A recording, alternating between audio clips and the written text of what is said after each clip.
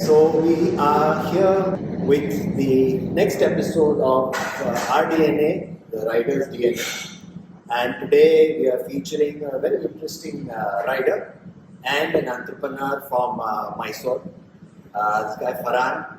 And he owns this really nice cafe called the Biker's Cafe. I've passed it a million times, but for some reason I've never stepped in here. And then when somebody suggested that I come and look at the place, I really loved the vibe. And Farhan and I spoke and we decided to do this podcast, and I decided to feature Farhan. So hi everyone, this is Farhan. I've been running this beautiful cafe since it's almost been 2 years now. We're gonna complete 2 years on September 7th.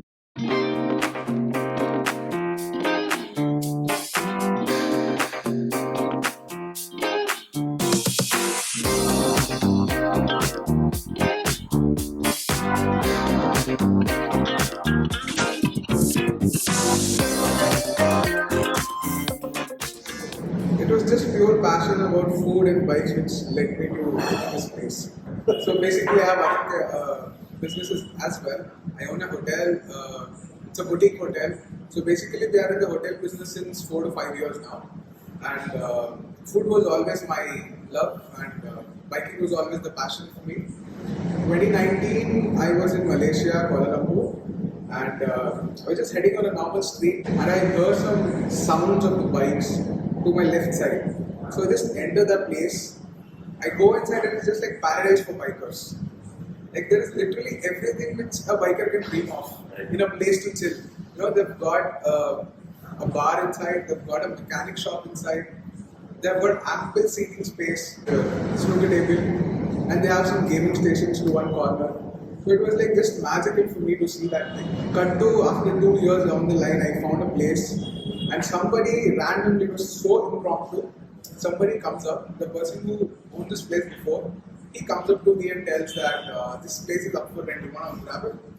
Let's see the place. I came, I saw the place, and the very next day, 10 o'clock in the morning, we started work. It just took me like 5 minutes to decide, okay, this is the place I'm going to do it. Since food and bikes was all I always wanted to, and that is where we are now.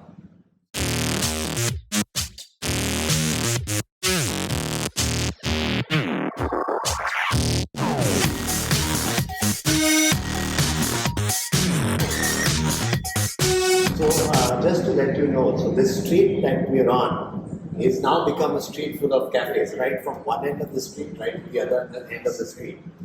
And you can always see when you pass by that there's quite a few people kind of hanging around here. I think you open at what time in the morning? 10 o'clock, and you open till about 10 at night, right? And you have mostly college kids and all kinds of guys coming and hanging around here. Yeah, so what convinced you that it's really going to click? It's really going to click? What made you think that? Well, I'm very proud to say that this is one of its kind cafe in Mysore. I don't think even Bangalore has got this type of place. I just wanted to mix up everything where it's just one-stop solution for everything to chill around. Since I have the super bikes, it's quite a bit of time. Wherever I go, I always had this one thing that wherever I sit from, the bike should be visible. You know, you invest so much for the bike, the love for the bike is so much that somebody comes and does something to the bike, that hurts big time.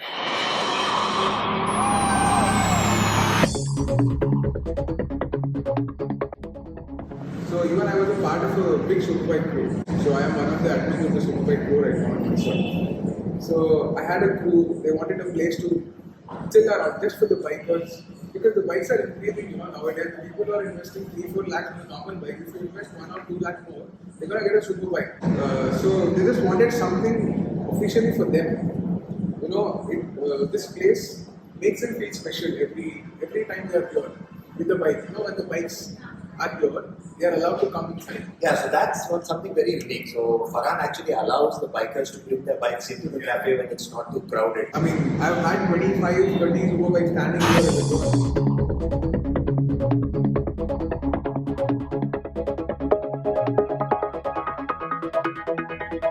So that in itself is an attraction. Yes, I know the girls who ride the bikes are allowed to get their bikes inside.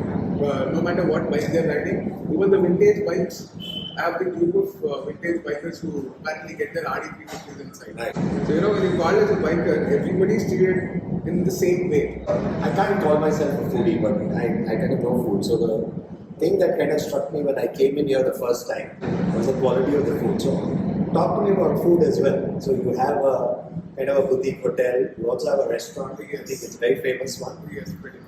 And can you talk a little bit about food as well?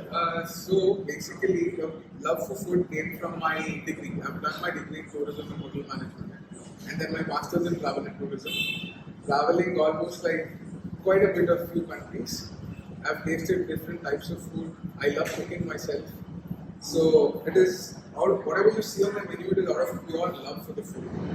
So that food business blends very well with the cafe as well, Yes, right? yes. Also, like a lot of young kids kind of come and hang around here, right? There are so many cafes here in Mysore, so why don't you go to the other places? Why do you come here? You're next. What's your name? My name is Bhuvana. I'm studying in Mica itself.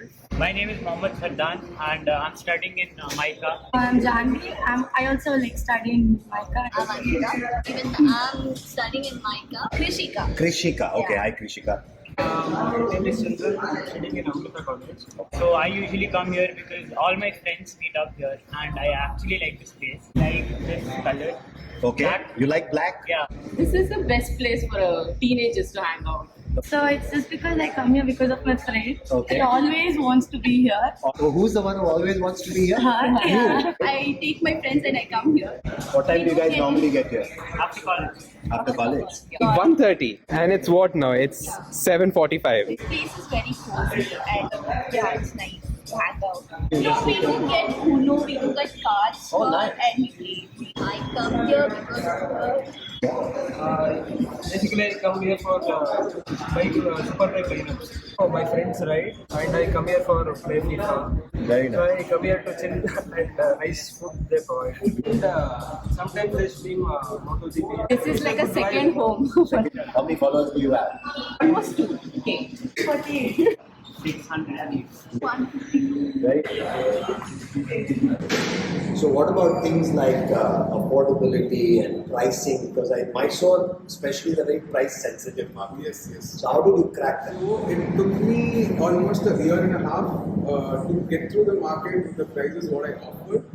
So once when people got used to the prices what I'm giving up things for, I don't think whatever pricing I'm serving to things here, be it pasta or burger or sandwich, I don't think anybody in this particular lane is serving at that prices. And with that quality of food, I don't think they'll have it that pricing. Right. So that one thing I got, that thing was always there that it should be affordable enough for everyone. Maybe it is a family who's coming in, be it a student who's coming in with maybe just 50 bucks or 100 rupees. You should fill his stomach and just go. Talk to us about this beauty right here. This is one mad machine, one mad machine. So it's been 6 to 7 months now since I owned the bike, and I don't think I've ridden any behind this particular bike. It's a 07 R1. It's the OG. It's the pinnacle of raw powers in the bike you can ever own. So I've had 4 super bikes till now, and this is the 5th one now. So I guess I'm done with super sport now. I can say that very much. The 2007 R1 is 182 bhp, around 182 bhp, low ABS. That's one mental machine. I don't think anybody who's riding the bike for the first time in this bike is going to crash for sure. Really? Yes, 100%. It's going to pop up in every possible gear pop. Every possible gear it is going to pop up. 6 gears, yeah, it's going to lift in all 6 gears. It's got mental power. So talk about the riding groups that you're involved in and how active you are. You said you're a group admin for riding groups, right? So is that something you started once you started the cafe, or is that something that you've done from before? No. My first bike back in 2015, I had a Pulsar RS 200. So I took that bike. There were like 2-3 people, couple of us on every Sunday. It is a routine for Mysoreans, to go to Chamuni Betta, ride that to the curves and corners, go there and then come back after the breakfast. So we used to go there, and slowly people started to join us. And we were like 15-20 of us. So we named the group as MOM, that's Bikers of Mysore. That was my first group when I started biking. And after that, we continued riding in the same route. We used to go on these Independence Day rides, Republic Day rides, the normal rally rides and bunch of things. We used to do ample rides so that people knew us by then. So after that, I got this craze of having a superbike. That was only because of the sound. Right. It was only because of the sound. In 2016 end, I got a Benelli 600 GT, which was a touring sport. So and then I became very famous in Mysore because of the bike. Because that was just the only bike in Mysore, which was 600cc and inline 4. We'll come back to the sound. We'll rev it up and we'll get the sound on Yes. camera as well. But you said you started with the 200. Yes. So talk us to this journey of upgrading the horsepower as you go. And what are your experiences through all the kind of types of bikes you did? Okay, so we started off with the 200cc Pulsar and it was good. It was like pretty good for a college going student. All of a sudden you get a geared bike and have that riding jackets on. It is a different feel to be on the bike. And that went on for a year and two with quite a bit of rides. You can just probably Madikeri, Uti, just the small rides and all. I hardly went to the long rides. So it was just the close one. Probably Kodaikanal was the longest I've ridden on a bike. And after that, after owning that for a year and two, the power ratio, what you actually feel like, okay, this bike is enough now. The power is done, I need more. Right. So that is when I had a plan of grading into a liter class, and then my elder brother, as being an Indian elder brother, he's like, no 1000cc bikes, let's get used to 600 first, and then we'll go for a 1000cc. Right. And we got a 600 GT. I owned that machine. There was one beautiful machine I owned it for 4 years. That's the Benelli. Yes, that's the Benelli 600 GT. And by the end of 4 years, I went to the major accident. I broke my collarbone, my ligaments, and everything. So let's talk about that. So far, all the episodes I've done, except for one, everyone has said that they've not had a crash. Let's talk about this crash. So I don't know how I call it, but that bike stops because around 240. I used to hit 240 every other day. I find the open roads, I'm hitting 240. That's for sure. Imagine, guess the speed I fell in. 60. How did you manage this miracle? On a usual Sunday morning routine ride to some materials, we were coming back. After the breakfast, we were heading back now. And there is this one car who comes in the wrong way in my lane and crashes head on. And pretty much injured, and it took me 7 months to get back. Recovery? Yeah. 7 months, and then a year to ride a bike because collarbone was broken and I could hardly handle a bike. I didn't even ride a scooter for like almost 6-7 months. So after that crash, just like any other Indian parents, my parents were like, no more bikes. I'm grateful for my father though. I got the bike with that. I told my friend to go get the bike. His dad is like, no. It is you who's gonna get the bike because if you are feared like this, you have to break the fear, go get the bike yourself. I got the money back, I rode it for a year again. And then I sold it. I thought this is the end of biking, I'm gonna leave it. And I got a Harley. That Harley was only because of my father. Because my dad loves Harley. One of my friends owned a Harley. I was just randomly talking to him, like, I need to get a bike now. Maybe I don't want any bike which goes fast now. I just want something which I can chill around on the road to do. So he's like, you can buy my Harley. I go tell this to my dad, and dad is like, come on, get the bike. We had the Harley, it was good for like a year again. And then I sold the Harley because I was over speed now. And then I got this one beautiful pocket rocket. Yeah, that's a Street 675 the Euro edition. Oh man, that's a mad machine. Oh man. You know, 150s and 160s, it sticks so good on the road. Every corner it was just sticking on the road. That was a good 8-9 months with me. As you can see, my size and the bike size.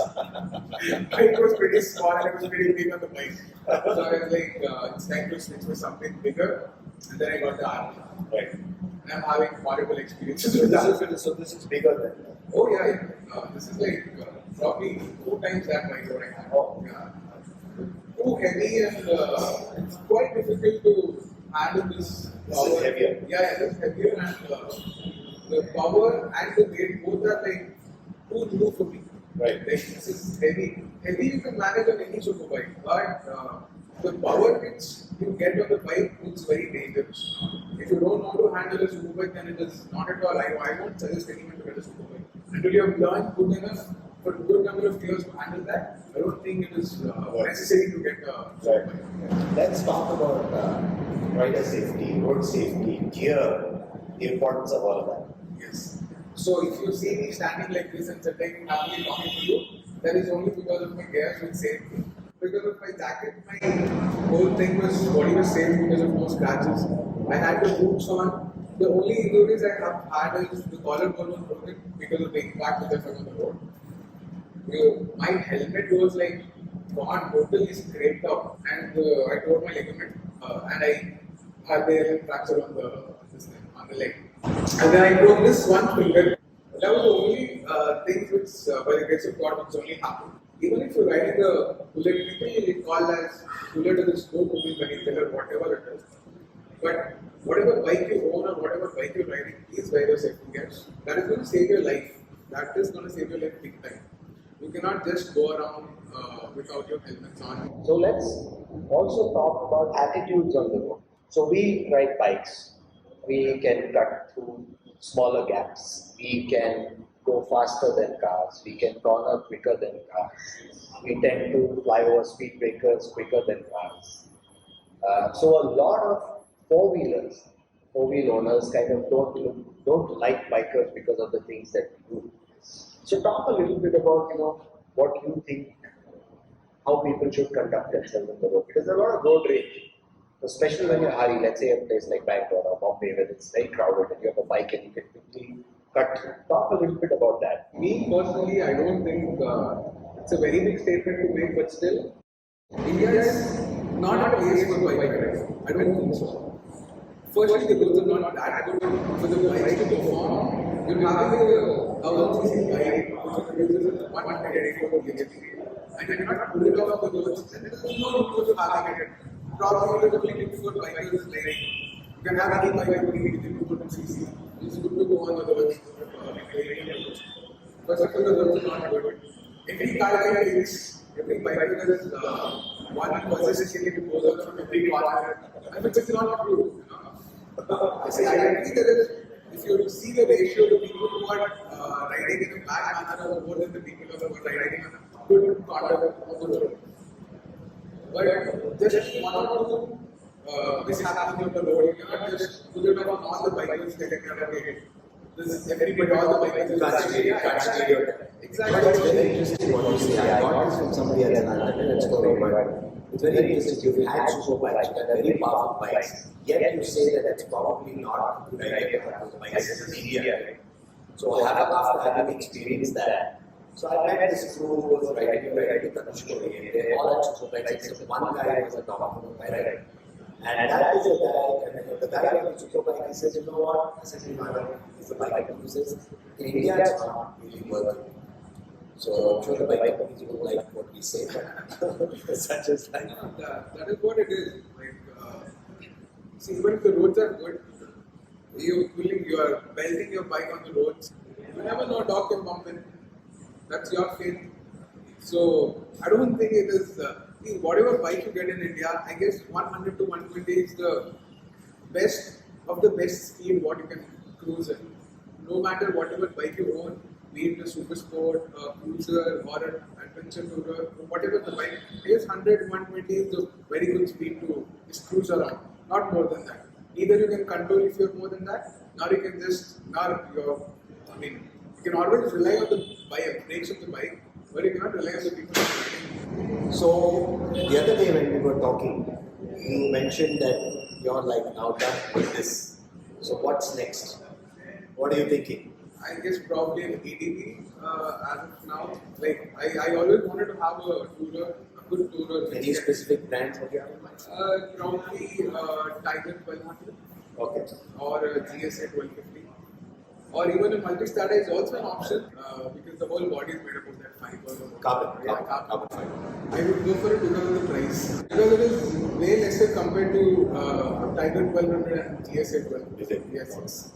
No, I never go for a showroom bike, guys. Just in case to tell you people. Buy a second. Yes. Pre-owned bike. Yes, always a pre-owned bike. If you always want to own a super bike, please go for a pre-owned. I mean, you advocate buying a pre-owned super Yes, bike. yes. Is it just the price or the other reasons No, why it's you not mentioned just that? the price. It is not like I cannot buy one or something like that. You buy a bike with a lot of love for it and a lot of passion towards it. After a year or a year and a half, you're gonna stop having that thing for that particular bike. Right. You see some other new bike in the market, you're like, I have to get this. Right. So why simply waste it? So in terms of resale, you want it as good a deal. Anyway, the bike comes out of the showroom, depreciation, done. Half price. Exactly. So there is no point in paying so much just to ride for a year and a half or 2 years. So that's your advice to the rich kids who go and tell their dads to buy them brand new super bike. So it's not about being rich, it's just being typical businessman mentality.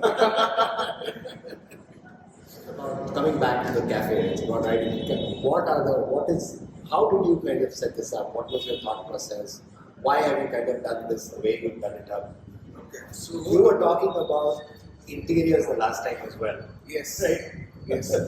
So as I told you earlier, I was totally fascinated with this idea of having food, bikes, and cars together, which I saw in Malaysia back in 2019.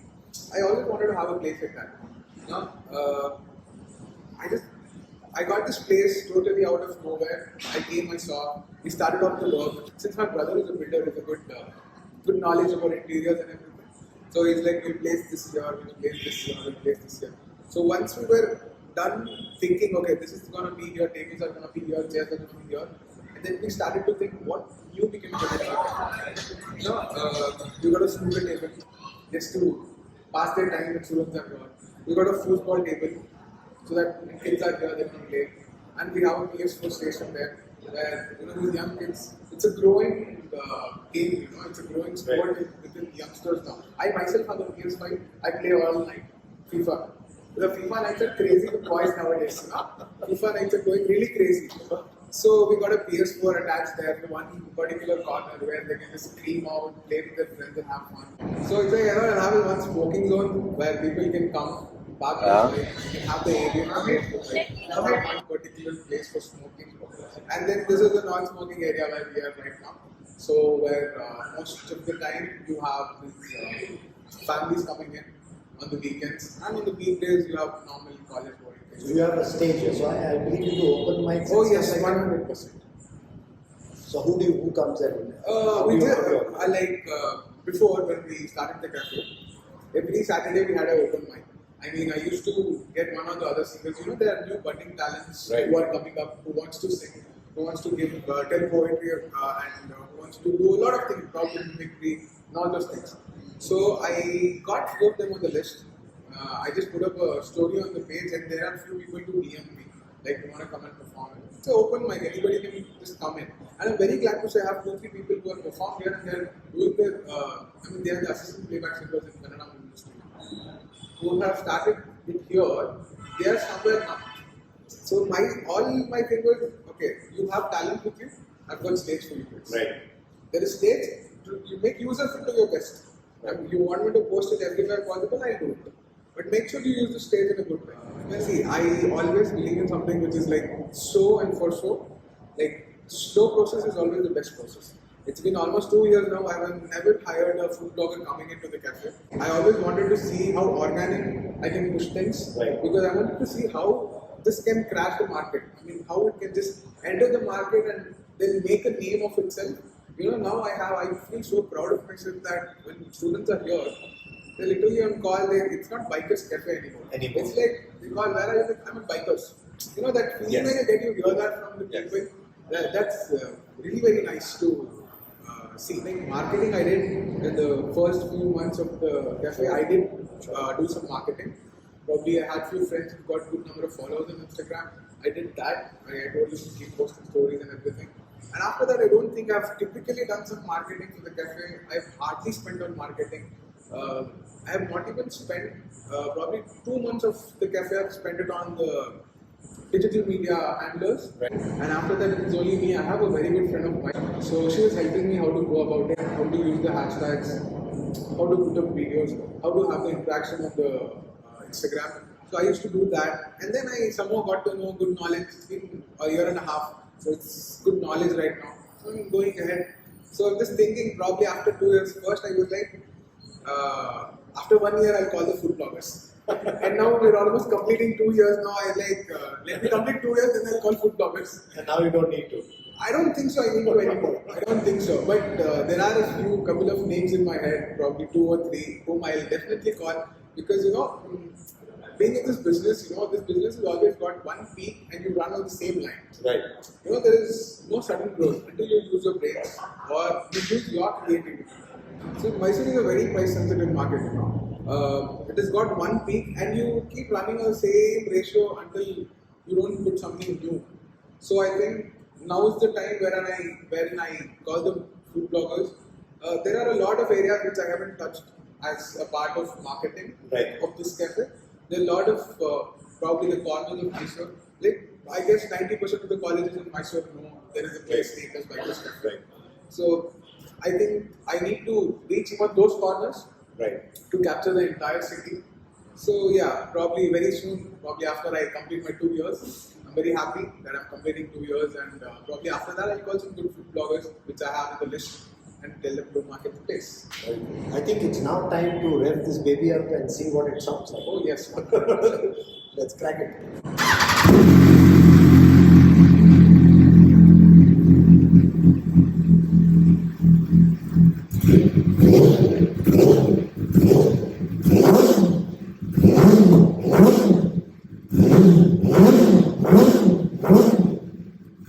So guys, that's the episode, the Rider's DNA, and I really appreciate Farhan allowing us to come in here, take a look at the place. When there's people in here, he was kind enough to shut it down early so we can do this podcast without too much sound coming in.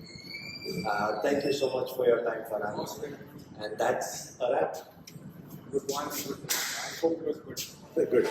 Very good.